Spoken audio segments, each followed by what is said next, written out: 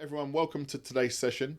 Over the next couple of months, I'm going to be interviewing senior thought leaders in the ERP cloud tech markets as per the Focus Cloud group brands. And today, without further ado, I'm really excited to welcome Michelle Eaton from Collaborative Solutions. Thank you very much for coming in, Michelle. Thank you for having me, Lloyd. I feel very honoured to be here today. Yes. I'm very honoured that you came, especially how busy you are, right? Yeah, it's a very busy time. It's a busy time. It's the beginning of the financial year, so obviously we're setting targets. We're understanding structures for the teams. I've got a bigger team now than ever before, so it's an Yes. exciting time here. We've obviously recently made an acquisition in the ecosystem as well, Yeah. so I, doubling the size I of our guess most business in people will EMEA. probably know about that now, right? Yeah, absolutely. So doubling the size of our business in EMEA, and just seeing really good growth year on year. So really trying to understand the new markets that we're going into this year and what that looks like for us. So Yeah. lots of exciting conversations at this time of the year. Yeah, I've got a lot of things that I want to cover with you, right? And I think your explanation of the current status of collaborative solutions (OSV) and cognitive kind of leads me in quite nicely to where I want to start with you. Um, as you know, I set the business up in 2015, September 2015, and we became very prominent in the workday market quite quickly, right? And we spoke, I think, in 2016 or 2017, I believe, the first time. Um, but that wasn't the first time I heard about you, Right. right? So um, in 2016, the middle of 2016, I was talking to a candidate, and um, that person mentioned your name. And I'll be honest with you, I didn't take much notice at that time. It was absolutely crazy. But that person mentioned your name and how prominent you'd been in the Workday ecosystem from a very quick start, right? Because you've only been in the ecosystem from 2015. So, Yeah, and of course I was Michelle Tompkins at that time. I got married in yes, the last 18 months, so I'm now Michelle Eaton. But congratulations. yeah, I came into the ecosystem, gosh, about eight and a half years ago now, and yes, had to start really from the ground at that point. So Yeah. Was it a big learning curve when you came into Workday? Because you've got a background, a quite heavy background in sales, national account management, and all those types of things. yeah, And for those who don't know you, I'm sure you can look at Michelle's profile on LinkedIn. But you've got a pretty impressive background, right? thank you. Um, was it a massive learning curve when you entered the Workday ecosystem? Absolutely, Lloyd. It was, and it seems quite frightening, but actually, it's not very different selling in a professional services world than it is selling in a software sales world. Yeah. My background was predominantly selling in the software sales industry. I'd done that for goodness me about 15 years before I entered the Workday ecosystem, and it is a very different model. They have a partner model, trusted partners, certified partners that they allow, and are very select about who they allow in that ecosystem to work on their customers' deployments of Workday. Um, so it was quite an adjustment, and actually relationship building and developing those authentic relationships within Workday themselves and actually within the other partners within the ecosystem, because whilst on the surface of it it looks like a very competitive environment, actually we are a very close-knit ecosystem and we all work together quite closely to actually make sure that we're achieving the best outcomes for our customers. Yeah. So it was quite a gear shift for me, yes. Yeah. And and obviously, if I'm hearing about your name within the ecosystem at a very early stage, in all honesty, for me being in the Workday ecosystem, um, what was it that you did that really made you arrive to the party, if that makes sense? Um, so it was funny when I joined the ecosystem, and I was working for one of the partners initially in the ecosystem. I would hear lots of stories, from Workday themselves about what they weren't seeing or what they weren't getting or what they might like to have. And similarly, from the partner perspective, I was hearing the converse conversation. And I guess for me, it was about listening. It was about understanding where the problems were, identifying the problems, and very quickly realizing that there was a communication breakdown, there was a relationship breakdown between the organizations. So it was really just about leaning in and spending a lot of time with a lot of stakeholders at Workday, asking what was really important to them about how they work with their partners, how they work with their customers. I spent a lot of time shadowing a lot of the salespeople from Workday, a lot of the regional sales directors, and just really invested that time and energy in authentic relationships, but also understanding what was really important. And what was your first win from a sales perspective? Gosh, my first Your very first win in the Workday ecosystem. I think my first big win was the Plaudits project. So that was a project, a very interesting project. Yeah. So it was a project that I worked with a number of salespeople on the Workday side over a course of about 3 years, actually. It was the project that nobody ever thought would sign. So initially we did the pitch to United Biscuits and won the pitch, but then they put the project on hold and went back out to market. And then they came back as... an organisation, Yieldits, the Yieldits organisation, which was the European business, and went back out to market again, and Workday was selected again. And then the project was put on hold, and they decided to do a whole global project. So not just the UK or the European business, but the whole business, including Godiva. So over the course of 3 years, we developed some really deep relationships at Workday, some very deep relationships across those 3 organisations, and the final win was very sweet, I have to say. I bet it was. So going back a little bit more in your career, and I think we have jumped here quite a lot. Did you always want to be in sales? Because all you've really done is sales, right? Not that that's a bad thing, but your whole experience is sales. So when you was going through university, education, was it all about being a salesperson, or did you fall into that? Oh, I definitely fell into it. So it actually wasn't all about sales at all. I actually thought I was going to be a lawyer when I left. Did you really? When I left school, yeah. I thought I was going to be a lawyer, but actually I met a boy. I ended up going to work in an accounts payable department for an international waste company. Ended up running sales ledger, fixed assets, purchase ledger, and then finally the whole team.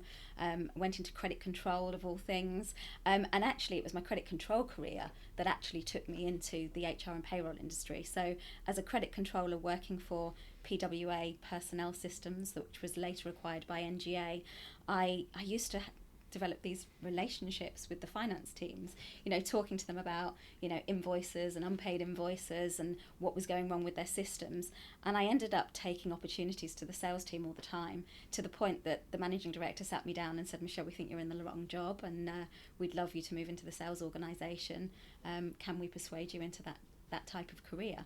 So, and I wasn't sure, it kind of was out of my comfort zone. Numbers was my thing, and people were my thing, and I think it was the people part of my skills and experience that really took me into the sales world. Yeah. How did you get on when you started?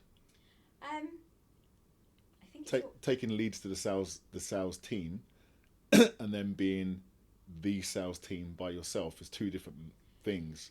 Yeah, but I started slowly. So I started in that customer account management role, kind of just making sure that people were happy, making sure that they were getting everything out of the customers, out of the business that they needed to get out of, and really kind of understanding and learning to listen to people's requirements, what they needed, what the objectives of their organisations were, and then very early started matching that to, business problems, essentially, to software solutions and business solutions that we could solve for them. So I think that started quite early in my career, and then I kind of naturally moved through the course of time into new business sales, because I was frustrated and thought I could do it better. Yeah, that's usually how it goes. It's funny when I think back to my own career. I think no one ever plans to get into sales, certainly not recruitment, right? I was actually working in sales before I came into recruitment, and fell into it myself, and took to it like a duck to water. Yeah.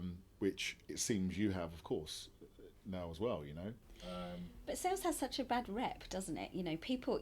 I think we've gone from a world where we were embarrassed to say we worked in sales because salespeople did have such a bad reputation, to actually a world where actually we can be very proud of the fact that we work in sales jobs. I think the skills that you need in sales are actually second to none. They're life skills, and actually they're very finely tuned life skills. understanding people, realising that lots of people are different, understanding how to talk to people at different levels, how to listen rather than talk, how to actually really get under the cover of what the problems are and then actually match the solutions to the problems is quite a skill. So, you know, we've gone from a world where it had a very bad reputation to, I think, an increasing world where we really understand the value of salespeople in businesses. Do you know my first sales role? I don't want to talk about myself too much, not too much here, Michelle, but it's you're you know you're talking about very prominent points which are clicking in my mind. The way that people think about salespeople, you're absolutely right. It had a bad reputation. I remember my very first sales role. It was a training session in Wales, and I was a young, spotty 19-year-old at the time, and I went over to Wales, and the first thing that they did was they focused on how people think about you. Yeah. So they can teach you how to sell, but unless you understand how your customers may perceive that you are and how you've got to deal with that, then you can't possibly be a good salesperson at the end of that. And I think that has really stayed with me throughout my career because I know how they used to feel about us. Do you think that's changed now? Do you think that customers, do you think customers really appreciate having a strong relationship with a good salesperson? I think that really depends on the salesperson, Lloyd. I think if you're somebody that actually asks the right questions and builds the right relationship, and that's a relationship of trust and a relationship of credibility, and you have a strong brand in your network and with your customer, I absolutely think that you become a valuable asset to that organisation. If you're somebody that takes notes, doesn't follow through on actions, doesn't ask the right questions, doesn't understand their organisation and their business and what they really need from you as a supplier, then, that's why we get a bad reputation, right? Yeah. So, but a lot of what you've said even just resonates with me, as a small blonde female, with a very tiny frame of less than 5 feet tall, I remember walking into the room and thinking, well, why would these people want to listen to me? Why would they think I'm the voice of experience here? So you have to build, that confidence as well to know that actually the talking points, the industry knowledge, the business knowledge, the economic knowledge is there to be able to actually go into a room. And one of the things I enjoyed the most was going into a room and being underestimated and coming out of the room knowing that I'd made a difference to that conversation and to that meeting. Yeah. That was something that I really actually thrived on and enjoyed. Yeah. It's funny, isn't it? Sales is we sell a product or we sell a service, and at the end of that process, of course, the customer then has to pay for that service that you've sold. But I think that the best salespeople are not people that sell for the money. Yeah. Typically in sales, you'd normally have someone who's making a fair bit of money, right? I think everyone knows that. But the best salespeople that I've ever met in any industry are the people that are not doing it for the money. I couldn't agree more. I think you have to be a people person. You have to really care about what you're doing. Yeah. I personally couldn't sell something I didn't believe in, because I couldn't stand by it morally. But also, it's making a difference. It's getting to the end of that deployment or delivery or whatever it is that you're providing to that organisation, and being able to sit with them retrospectively, actually, even as a customer account manager, and they be able to tell you the value that you and your organisation have added to their business and their personal lives. Actually, we forget sometimes in this journey that everything that we do and everything that we touch affects people personally, whether that's part of their career progression as part of the decision that they've made in that cycle of that change in that organisation that they've been responsible for making. But it all touches people at the end of the day, and that's an important factor of what we do. Tell me some more about your hardest times in sales, because sales is not always rosy, is it? Sales isn't always rosy. It's a real up and down journey that we're on. Yep. So tell me about some of the harder times in your career. Goodness me. So I guess hard times in my career, being honest, when I started in my career, being a woman in tech and a woman in a sales arena in tech was tough. It's a very different, I like to think it's a very different environment now than it was, gosh, how many years ago? 25 years ago when I started in this industry.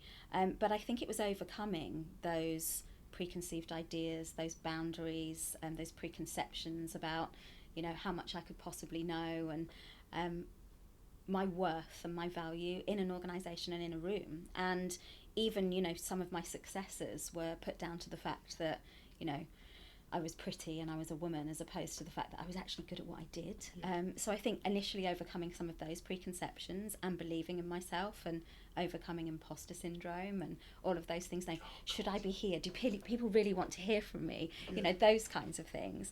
But also, I think, you know, later it's transitioning into different roles and into different environments, you know, whether it was moving from software sales into professional services sales, moving from one partner to another, moving from different roles, you know, from going from account management to new business, from new business to management, from management to director level.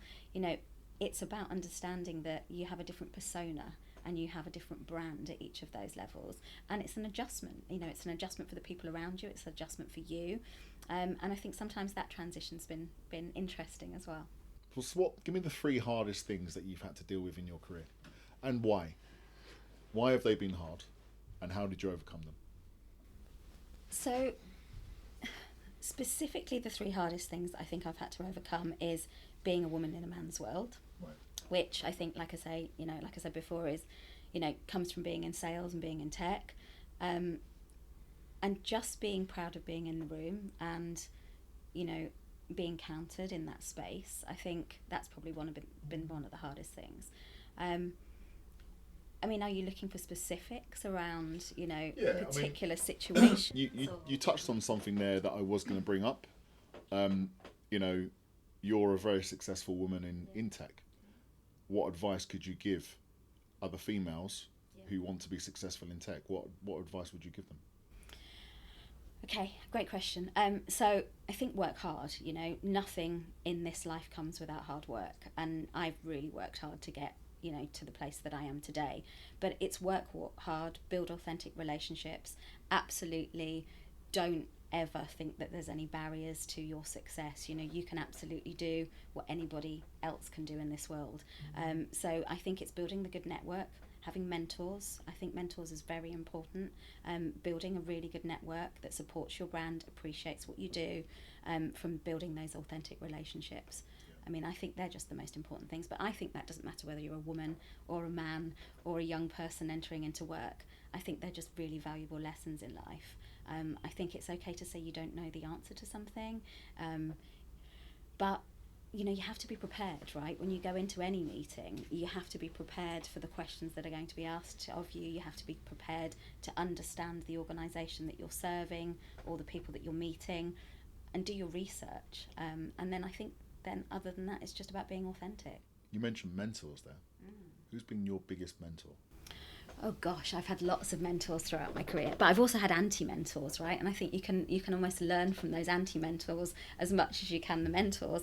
I've had, if I go right back, I worked with a guy, goodness me, when I worked for Biffa Waste Services right at the beginning of my career, a guy called Hugh Momba, and he just really believed in me, right? You know, he understood my capability and he escalated me through the organisation, and he was there to kind of show me the way. When I moved into my NGA days, it was a guy called Kieran Meakin, who was younger than me, a lot younger than me at the time, but you know, he taught me to take responsibility for my choices, for the decisions, for when things went wrong, when I didn't win a sale, and to actually pick myself up and dust myself off and kind of move on. And I think they're really valuable lessons. And he also taught me to have an answer for everything. Did it work? Sometimes. But yeah, he was a great mentor. I guess in the Workday ecosystem, I've had some fantastic mentors. You know, people like Bob Tricarico, Rogerio Almeida, Phil Jones over the course of time, and even some other good mentors from other partners, you know, Dawn Latter Evans and Minos from CloudRock, and you know, lots of people that you that you get to know over the years. People. Yeah, you can bounce ideas off. You know that you're not going to get everything right every single day, and sometimes you have a challenging situation and you just need to go to somebody else and, you know, just talk it through with them. Yeah, I think you're absolutely right. The perception of females in the tech industry has changed massively, um, and long may it continue, because I think it's unfair. Here's another question for you. I mean, I'm going a bit from here to there, because I do want to come back to the other two hardest things in your career. When a salesperson doesn't close a sale, do you think it's the salesperson's fault? Well, it rather depends on why they didn't close the sale, right? I mean, we've had some recent experiences of sales not coming over the line. We're in a really challenging economic climate. You know, people change their mind or pull projects at the last minute for very, very valid reasons. And, you know, you could ask, did we ask all the right questions? Did we see this coming? And sometimes we have asked all the right questions and we didn't see it coming. But I think it's the salesperson's job to orchestrate a lot of different things and organise a team, a bit like, you know, the person at the front of the orchestra that's kind of, you know, keeping everyone together and keeping everybody on tune. And as many rehearsals as you do and as many run-throughs as you do, sometimes somebody will go off-piste, right? And that, you know, you can't account for those things. But the more people you have on your team, the more preparation that you do, the more voices that you hear, the more people you talk it through with, the more or the less things you're going to miss in terms of, you know, things that could possibly go wrong in the sales cycle. The more that you have the client on your team in that process in terms of understanding how you get from A to B to C and get that contract signed, the better chances you have of being successful. But if you don't bring the client on that journey with you, then there are always going to be things that you didn't see, and there are always going to be mistakes that are made. But mistakes is where we learn. It's a very good way to answer that question, Michelle. Well done. And then moving on to the second hardest thing in your career. So yeah, I guess the second hardest thing has been probably the thing that's hardest for most people over the last few years. So the pandemic. I mean, that was a challenge for Workday, you know, themselves in terms of being able to have meaningful conversations with clients in a real stage of economic and global uncertainty. I think it was a huge challenge for all of the partners in the Workday ecosystem because so many people just put their projects on hold. You know, everybody had different priorities at that time. But, you know, personally and professionally, it was a real time of transition. You know, the best way to create relationships is face to face, right? You know, and a lot of what we do as salespeople, as people, is sitting down over a cup of coffee or a lunch or a dinner or a glass of wine and really understanding, you know, what's going on. And I think moving into that completely remote world where we were doing everything by a video conference call, it was alien. You know, suddenly we were in each other's houses, suddenly we were operating differently, suddenly we were having to have personal and meaningful conversations not in the same room as each other. And I think from a sales perspective that's a lot harder to do. You know, it's harder for me and my team to build those meaningful relationships with our customers in the same way. It's easier to become more disconnected from those customers because you're not seeing them in the same environment as you used to. And I think so we've had to work an awful lot harder to do the same things in that period of time. I think Workday have had to work a lot harder. The nice thing about the ecosystem is businesses really started to understand the value of cloud-based technology during that time, right? I mean, if there was ever a wake-up call for businesses that had on-premise solutions and needed people in the office to run their business, that was the wake-up call that we needed to move to the SaaS, you know, world and into the cloud. And so since the pandemic, it's been a fantastic time for all of us. I think, you know, more people have taken that digital transformation journey. We've been able to have very meaningful conversations with customers that we've kept in touch with throughout those periods, and we've been able to run lots of really successful projects. So the ecosystem and everything's boomed since that period of time as we came out of the pandemic. But now we're crashing into the economic the economic outcomes of that period of time, aren't we? You know, we're going into severe economic challenges, and I think that's going to change everything again. I haven't noticed. Not yet, you've not. No, and I'm one of these people. Like I don't. Whenever I'm asked about this, you know, the guys here will tell you, I don't I don't take much notice of anything like that. Yeah. I think that more challenging economic times are just a chance for us to be better, to be even better at what we do, and to offer different solutions for our customers.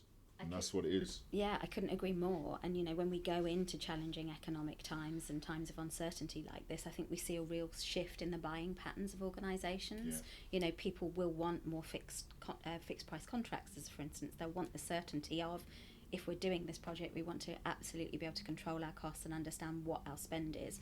You know, we'll see far fewer time and material contracts. I imagine we'll see less contracting, less staff augmentation, more outsourcing in the economic climate that we're about to face. So we just have to navigate, and we have to shift for those trends to make sure that we're absolutely, you know, at the pulse of those things, and that we have the right solutions to offer our customers to help them save costs, increase efficiency, and maintain quality, or even increase quality. Yeah, you mentioned the COVID times, and you took me back a lot when you mentioned that. We as an organisation, we'd just invested a huge amount of money in 2019 to have our best ever 2020. So we'd hired people in reality that we didn't really need, but we knew that we'd need them for our growth plans in 2020, and positioning ourselves on a global basis with organisations very, very well. So when the spike came after the initial dip, which was realistically 4 months, there was, you know, you're calling customers, and no point in even talking to customers about roles, because they didn't know whether they were going to hire, didn't know whether they were going to have to make redundancies or whatever. It was a terrible time. But as soon as that spike came after, we were ideally positioned. And I guess it's probably, I did a couple of podcasts actually with some of your competitors during COVID, and a lot of those discussions came up, and how different partners were dealing with it, and how they were dealing with it. I think it went, can you even say it went very well? But you know, we're here on the other side now, 2023, and we're all doing really well. Yes, of course, there's some economic times coming, but you know, that's just a chance for us to be better, isn't it? Absolutely, and we have to roll with the punches, and I think it's what makes our jobs exciting and challenging. And I think, you know, being really good at what we do means that we can move with the times, and actually change and adapt. And I think everybody adapted during that time, you know, businesses, people at homes, you know, we've all changed as a result of what happened in that 3 years of our lives. And I think in business, you have to be open to change. You have to have that change mentality. You have to be constantly thinking of new ways and, you know, new opportunities of solving these problems that we're faced with. We do it at home, we do it at work, we do it for our customers. Yeah. So moving on to the biggest achievements that you've had. Yes. What are the 3 biggest achievements do you think in your career that you've had? So, gosh, I mean, I've been very, very lucky in my career, you know. I thought you was going to go, I've been so successful, I can't really pinpoint it, you know. No, I've just been very lucky, you know. I was lucky enough to be headhunted from my role at NGA into the Workday ecosystem, and at the time I knew very little about the Workday ecosystem, and it was a step change. But for me, I think making that step change was a catalyst for actually a lot of my success. You know, it really gave me that platform to do what I do well, which is building those relationships and building those networks and creating the brand and, you know, building the teams, and I've always had a thirst to do things that people say that they can't do, you know. So when I started at my first Workday partner, you know, we were told that we just didn't have these good relationships with Workday, and I made that happen. You know, I created those good relationships, and by doing that, I created my brand at Workday. When I went to my second partner, you know, their challenge was that they couldn't get into the large enterprise market. You know, that was the bit that they were struggling to do, and I'd done that previously, so I was able to go and replicate what I'd done at my previous company into my new company and take us from the medium enterprise market into the large enterprise market. This latest role is exciting again, you know, because actually we're going beyond the UK and Ireland market into European markets. We're following the Workday journey, I have, constant requests from Workday and from customers and from our parent company to move into new markets all the time. And as we go into new markets, we're learning new challenges and new lessons all the time. New markets, people negotiate differently in the sales process. They expect different things from you. In Europe, people tend to want a price, and they want a price, and they don't expect to negotiate down. They just want your best price straight away. Yeah. In Britain, we love to negotiate a deal. So people engage with us differently. People talk to us differently. People have different cultural expectations of us. So that's really exciting. Recruiting into those new markets, building new relationships in territories that I don't have relationships, so doing all of that again. But it's tough. It's a transient market, and I think, going back to the challenges question, it is tough because everything changes all the time. It's a very fast-paced environment, and I'm sure you see this. People are here today, gone tomorrow. They move around to different parts of the ecosystem, so you see the same faces but with different jobs or different roles. And again, so you're adapting all of the time, and you're having to I always describe the Workday ecosystem as a little bit like a goldfish bowl. You have to constantly keep reminding people of who you are, what you do, where you've done it, how well you've performed in those engagements, and how you can move the needle for them. And that's quite exhausting sometimes, right? And it's a big job because there's no time to rest. You constantly have to be at the top of your game, engaging with all of the people, and that ecosystem is getting bigger and bigger all the time as well. Even at Workday, the amount of people I used to engage with 9 years ago versus the amount of people that we need to is so many more. There's so many customers in the ecosystem now. The territories are getting bigger. The alliance teams are getting bigger. The number of partners that we work with to help us find really good people on the client side is getting bigger.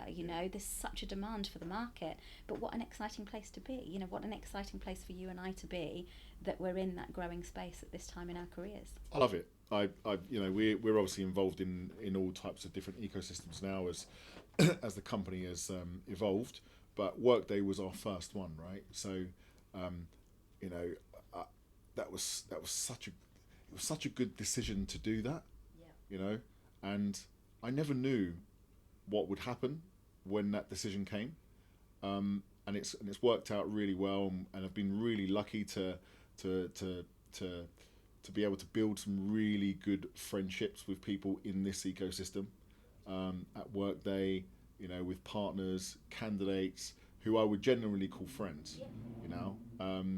I'll do anything for them, and I think they feel the same, maybe. But it's funny, isn't it? We both talk about luck. My husband constantly reminds me that there's no such thing as luck. It's about a series of good decisions. And I think, you don't necessarily know that you're making that good decision at the time, but you hope you are. And I think sometimes, success comes from a series of just very good decisions. Sometimes, it isn't right. And I think, certainly you must have this all the time when you're talking to candidates and you're placing people in roles. Sometimes if something isn't right for you, whether it's a company, a job, a career move, it's okay to recognise that and to change course, because that's how we learn and that's how we grow. And that's not failure. That's actually recognising that something isn't right for you and it doesn't match your skill sets. Yeah. What do you think about what's happening at Workday at the moment with the changes? I think it's an exciting time. Workday are always making changes. It's the excitement and the bane of my life, actually, because come the new financial year, every year, lots of things change at Workday. To our earlier point, they look at what's working, they look at what's not working, and they make adjustments. Whether that's in how their sales teams are structured, which markets they're operating in, their go-to-market strategy. More recently, their CEO change. There's been a number of changes at the top, and I think that's exciting. And I think we all have to gear for different parts as well. They're gearing for growth. They're gearing for really kind of getting much more customers on board with the Workday product. They're learning to leverage their partner ecosystem more, and actually empowering their partners to help them source opportunities and take them to market.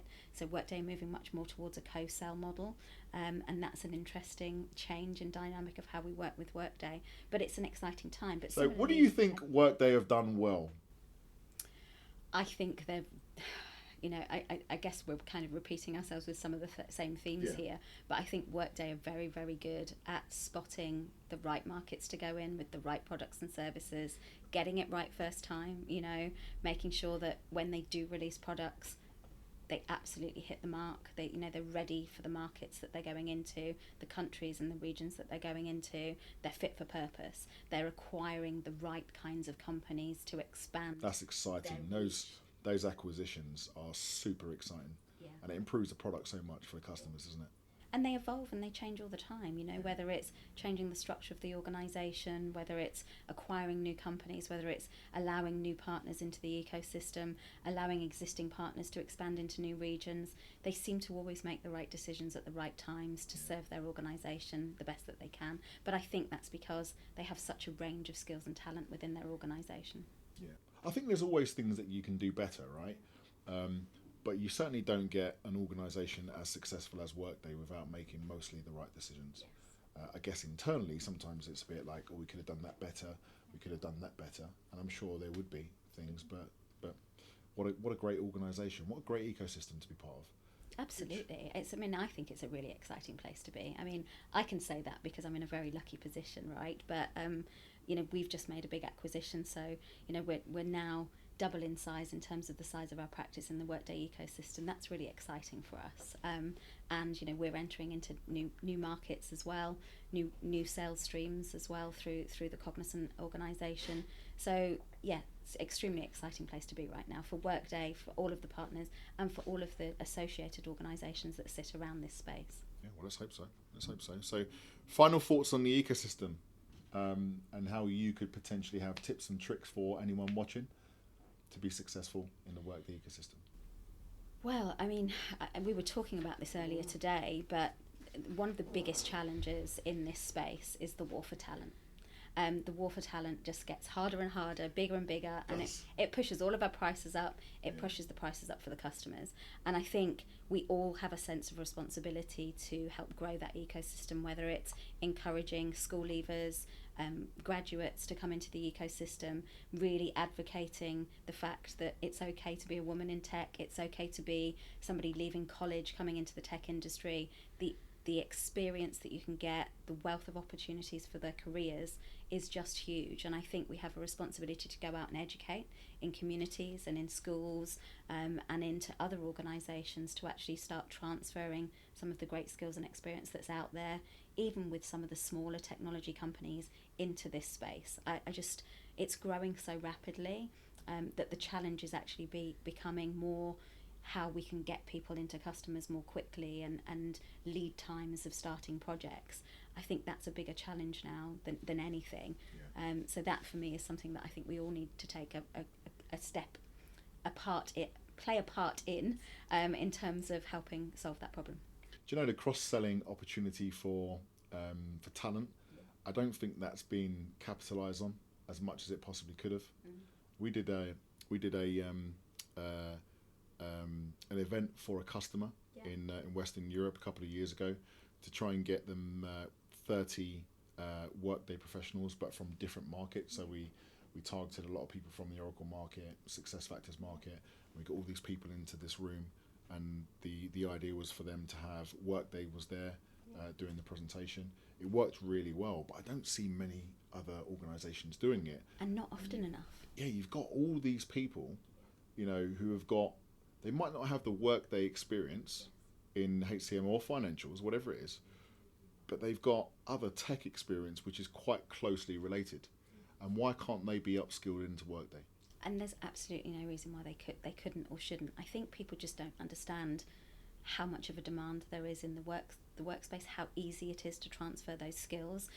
We talked about it earlier in our conversation, but it felt really alien to move from selling ResourceLink at NGA to selling Workday or professional services in Workday. It's not a big step change, it's very easy a step change for people to make. They've got great experience at consulting in the HR, finance, payroll space, recruiting space, learning space. those skills are very easily transferable. It's just different tech, right? It's just a different platform. It's a fantastic platform. I would love to be able to take some of those people and drop them into a Workday Rising event to be able to see how passionate, you know, the partners, Workday themselves and the customers are about the products and the experience that they get. And I think that would evangelise and advertise, you know, the wealth of opportunity that there is out there for people. Yeah, totally agree. Michelle, we're coming to the end of our time, our allotted time. I thank you so much for coming in today and spending the time with me to do this. And I hope everyone who's been watching has enjoyed. Thank you so much for having me. It's just lovely to see you in person, Yeah. not on a We'll do it screen. again soon. Yeah, I look forward to it. Thanks so much. Great. Thank you, everyone.